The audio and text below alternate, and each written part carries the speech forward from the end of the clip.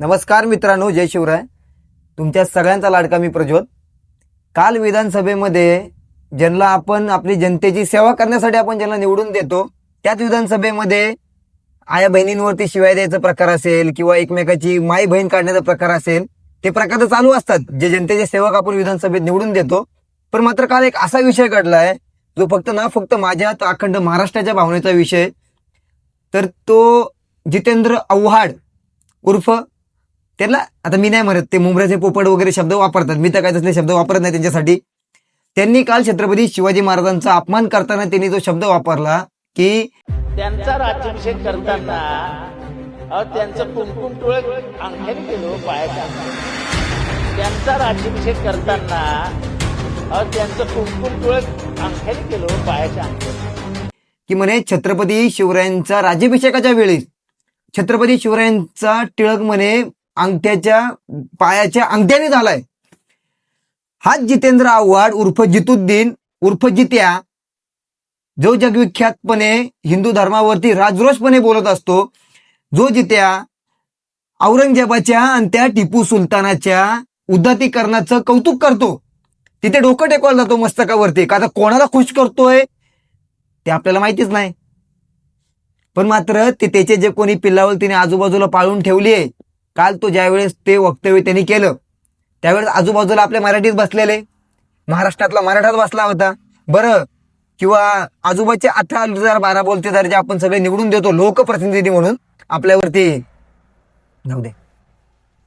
तर मग त्यातले मग स्वतःला हिंदुत्ववादी म्हणणारे, म्हणजे आपण जे केंद्रात जे सरकार आपण बसवलंय तेच आपल्या महाराष्ट्रात सरकार आहे, त्यातले ते चिलीपिले इलुटिलू लोक म्हणत होते की हा छत्रपती शिवाजी महाराजांचा अपमान आहे, हा छत्रपती संभाजी महाराजांचा अपमान आहे आणि हा हिंदू धर्माचा अपमान आहे. त्याच हिंदुत्ववादी सरकारने गेली कित्येक वर्ष छत्रपती शिवरायांचा अपमान केलाय. तोच मुद्दा तुमच्या समोर मांडायला मी तुमच्या सगळ्यांचा लाडका प्रज्योत, पर अगदी श्रीपद छिंदम पासून ते या भगतसिंग कोश्यारी पर्यंत छत्रपती शिवरायांचा मुंबईमध्ये तो होणारा त्या पुतळ्याच्या घोटाळ्यापासून ते मालवणमध्ये त्या किल्ल्यावरती जो छत्रपती शिवरायांचा पुतळ्यामध्ये जो भ्रष्टाचार झाला, तिथपासूनचे सगळे मुद्दे तुमच्या समोर मांडायला मी तुमच्या सगळ्यांचा लाडका प्रज्योत पुन्हा एकदा तुमच्या समोर आलोय. मी ठरवलं होतं की या जे आपण हे लोकप्रतिनिधी निवडून देतो ना आपल्या जनतेची सेवा करायला, यांच्यावरती रिएक्शन व्हिडिओ नाही बनवायचे. काय होतं माहिती का, यांच्यावर आम्ही रिएक्शन व्हिडिओ बनवतो, मग हिची इल्लू टुलू चिलीपिले असतात, मग ते अशा आमच्यावरती सोडले जातात, मग आम्हाला करण्यासाठी प्रयत्न नाही, कट रचले जातात. ते सगळे दुसऱ्या गोष्टी. ते मुळात विषय असा आहे, छत्रपती शिवाजी महाराज हा ना फक्त आमच्या हा अखंड महाराष्ट्राच्या आणि अखंड भारताच्या अस्मितेचा प्रश्न आहे.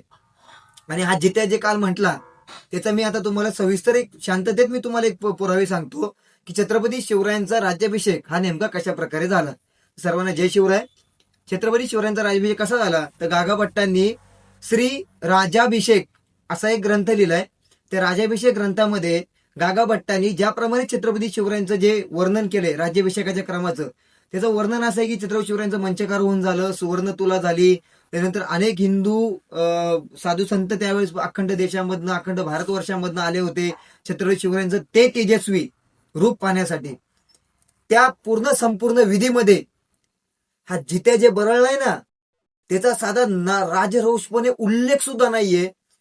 म्हणजे आपण अनेक इतिहासकार बघतो की जे की अमुक घडलं तमुक घडलं, छत्रपती शिवाजी महाराजांच्या बाबतीत काही एखादे संदर्भ देतात. तर मित्रांनो, मी गेले अनेक व्हिडिओमध्ये सांगत आलोय, ज्यावेळेस कोणी असं भुकतं ना किंवा इतिहासावरती किंवा असं करतात, त्यावेळेस तुमचं कौतुक कर्तव्य बनतं मित्रांनो त्यांना ऐतिहासिक संदर्भ मागण्याचे.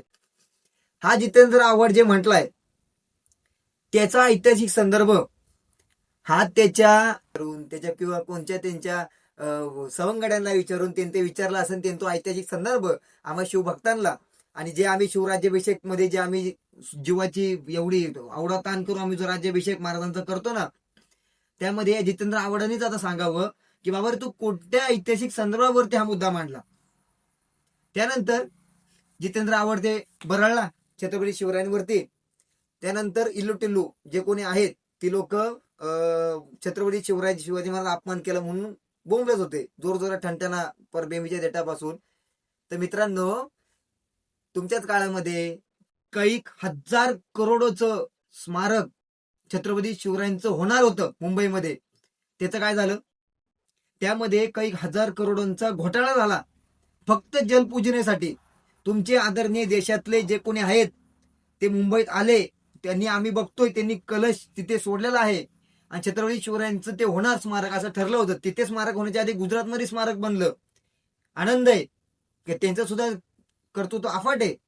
पण तुम्ही जी हुरळ ज्यावेळेस उडून दिली महाराष्ट्रामध्ये दुरळ की छत्रपती शिवरायांचं जगातलं सगळ्यात मोठं स्मारक होणार, बाळांनो ते तुमच्याच पक्षातले होते. आणि दुसरा मुद्दा, मालवणमध्ये त्या अमुक तमुक किल्ल्यावरती, मला किल्ल्याचं नाव येत नाही, त्या किल्ल्यावरती छत्रपती शिवरायांचं स्मारक पडलं. अक्षरशः महाराजांचं हे जे धड आहे ना, ते धडा वेगळं पडलं होतं. महाराजांचं शीश मुकुट. त्यावेळेस काय म्हटले की नैसर्गिक हवामानाप्रमाणे असं असं झालं असेल. जा आमच्या वाशीमध्ये बघा, छत्रपती शिवरायांचा तो पुतळा अजूनही राज डौलंबने उभा आहे.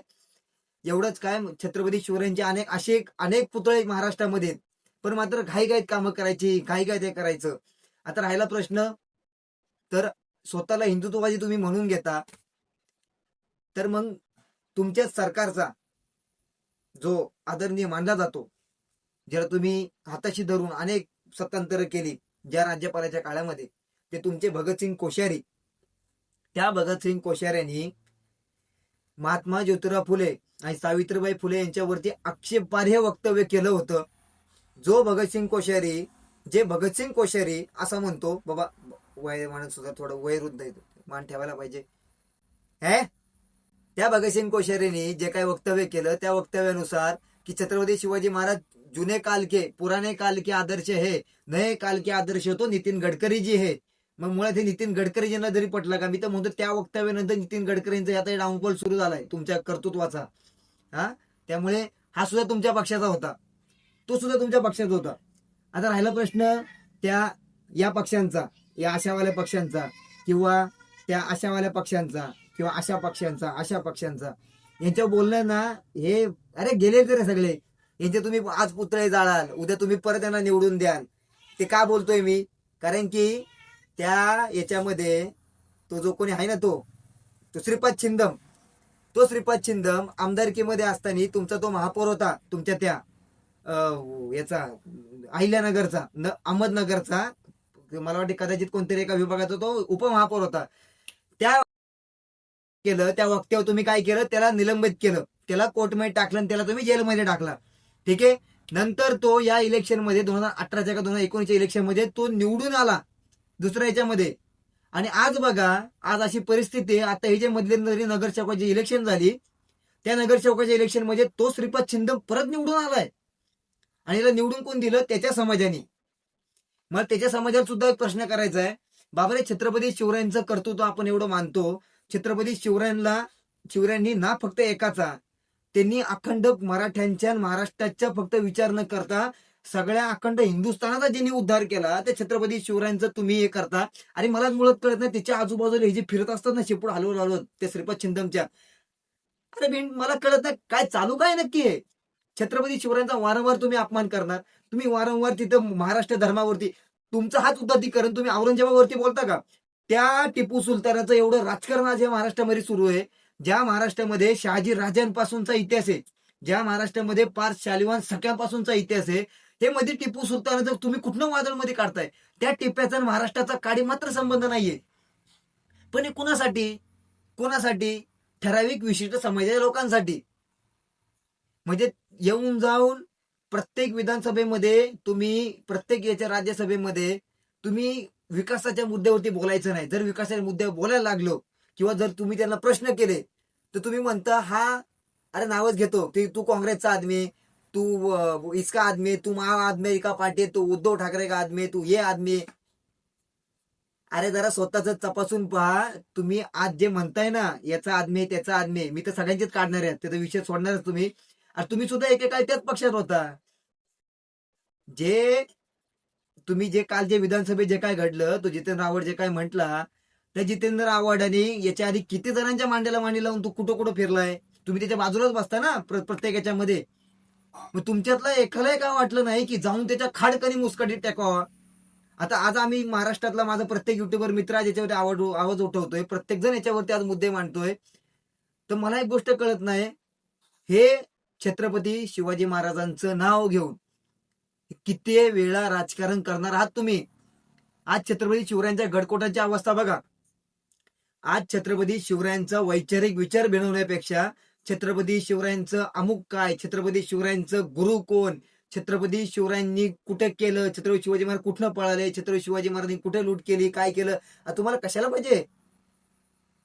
जर तुमच्यामध्ये वैचारिक जो औरंगजेब भिनलाय ना, त्या वैचारिक औरंगजेबामुळे आज महाराष्ट्राची राष्ट्र फोडून ठेवला या राजकारण्यांनी. मुळात जितेंद्र आव्हाडांनी जे वक्तव्य केलंय त्याचं निलंबन नाही. त्या जित्यांनी त्याचं कुठेतरी गेम होणार आहे. इथं 200% मी तर बोलतच नाही, मी तर काय बोलतच नाही. तिचं कुठेतरी 200% गेम करतील शिवभक्त. आमचे शिवभक्त खूप हुशार आहेत. मला एक गोष्ट कळत नाही, अखंड महाराष्ट्रामध्ये एवढे प्रतिष्ठान आहेत, अखंड महाराष्ट्रामध्ये इतके जाती धर्मामध्ये विखुरलेले सगळे आपण आहेत, पण छत्रपती शिवरायांच्या नावावरती आपण एकत्र होतो. तरी जर तुम्हाला छत्रपती शिवाजी महाराजांचं नाव ऐकताना जर आमच्या अंगावरती अजून रोमांच उठत नसतील, नाहीच उठत ना. कारण शिवजयंती आल्यावरती डीजे वरती नाचणारा शिवभक्त मी या शिवजयंतीमध्ये बघितला. पण त्याच ठिकाणी अरे साधं मी माझं सांगतो, मी त्या वास्तूबद्दल सांगत होतो, त्या वास्तूबद्दल मला जितकं नॉलेज होतं, जितकं मला तिथं स्थापत्यशास्त्र बघून कळतं, मी ते मागत होतो. तर माझ्या कमेंटमध्ये नुसता धिंगाणा चालू होता की तू याचे ऐतिहासिक संदर्भ दे, तू फलाण्यावरती का बोलला नाही. त्याचे मी नंतर त्यावर सुद्धा व्हिडिओ बनवला की बाबा बघ असं असं होतं, हे असे जे पुरावे आहेत, हे असे संदर्भ आहेत, तुम्ही माझ्याकडे संदर्भ मागता. मी आनंद आहे मला, महाराष्ट्राने माझ्याकडे संदर्भ मागावे, मी जर मुद्दा मांडतोय, मी कोण बोलतोय ना. पण कोणत्यात हिंमत आहे का जाऊन त्या जितेंद्र आव्हाडाला विचारावं की तू हे जे संदर्भ मागितले त्याचे संदर्भामध्ये, आणि जर ते संदर्भ नाही दिले तर तुमच्यामध्ये महाराष्ट्रात ह्या जे माझे व्हिडिओ तुम्ही बघता सगळे महाराष्ट्रातले, तुमच्यात तेवढी धमक आहे जाऊन त्यांना अटक करावी, जाऊन त्यांना बोलावं, किंवा जाऊन त्याच्या कुळांचा उद्धार करावा. त्यांनी राजरोषपणे काल छत्रपती शिवरायांचा अपमान केलाय. आता काय जास्त बोललो तो उगाच वाद उठेल, आणि तो वाद उठू दे. हे असे जे मला नाही यांचं नेतृत्व करायचं. तुम्ही हे जे कोणी व्हिडिओ बघताना माझे, तुम्ही मी तर म्हणतो माझे व्हिडिओ बघूच नका. काय होतं माहिती का, तुम्ही व्हिडिओ बघणार, एक दिवस पेटणार, परत शांत होणार, व्हिडिओ बघणार, परत शांत, उद्या कोणीतरी परत उठणार, छत्रपती शिवरायांचा अपमान करणार, आपण शंडासारखे ते राजकारणी आहेत. अरे एवढी एक गोष्ट लक्षात घ्या, त्या राजकारण्याला आपण निवडून दिलंय, ते आपले सेवक आहेत. आणि आज हाच सेवक आपल्या महाराष्ट्राच्या अस्मितेवरती हात टाकतोय. यातल्या एका तरी राजकारण्याची हिंमत आहे का की छत्रपती गडकोटांसाठी काहीतरी द्यावं. आज एवढे प्रतिष्ठान आहे, सह्याद्री प्रतिष्ठान असेल, दुर्गवी प्रतिष्ठान असेल, एक प्रतिष्ठान आहेत, आज ती पोरं स्वतः जीवाचं रान करतायत. त्यांनी एक वेळेस राजकारण करावं की आम्ही करतोय छत्रपती शिवराय, पण ती पोरं नाही राजकारण करते, कारण त्यांच्यामध्ये शिवविचार भिनलेला आहे. त्या जित्याला एक गोष्टीचा निरोप माझ्याकडे, जितेंद्र आव्हाडाला, तुझे काल जे म्हटलायस ना त्याचा निकाल लवकरच लागेल. आणि छत्रपती शिवरायांचा टिळक हा जे पायनी झालं तुझे म्हटलायस ना, तर मग मी म्हणतो आता म्हणजे मी ना आता चुकून एखादी निघेल, जाऊ दे, ठीक आहे, इतकंच म्हणे सध्या तुर्तास तरी. तुम्ही आता हे राजकारणी आपल्या महाराजांवरती बोलत राहतील, तुम्ही शांतपणे ते बघत राहा, हे असेच भुकत राहतील, तुम्ही त्यांना बिस्किट टाकत राहा. एक दिवशी असं येईल ना या महाराष्ट्रामध्ये अराजकता माजेल, आणि ना फक्त आपण एक दिवस एकमेकांचे डोके आहेत ना धर्मावरनं फोडत राहू. मी प्रत्येक व्हिडिओमध्ये म्हणतोय की तो दिवस दूर नाही जेव्हा आपण धर्मात डोके एकमेकांचे फोडू. हे महाराष्ट्रातच राहणार आहेत. त्यामुळे तुम्ही ठरवा की यांचा बंदोबस्त कसा करायचा, किंवा याच्यावरती एखादा कायदा कसा आणायचा. बाकी यांच्या सगळ्यांचे काढतो. म्हणजे आज मी ठरवलं रिॲक्शन व्हिडिओ नाही बनवायचे, पण इथून पुढे माझा प्रत्येक व्हिडिओ रिॲक्शनवरती असेल. जे होईल त्याची तयारी ठेवा, तुर्तास इतकंच म्हणेल. त्यामुळे तुर्तास तुमची रजा घेतो. जय हिंद, जय महाराष्ट्र, जय शिवराय.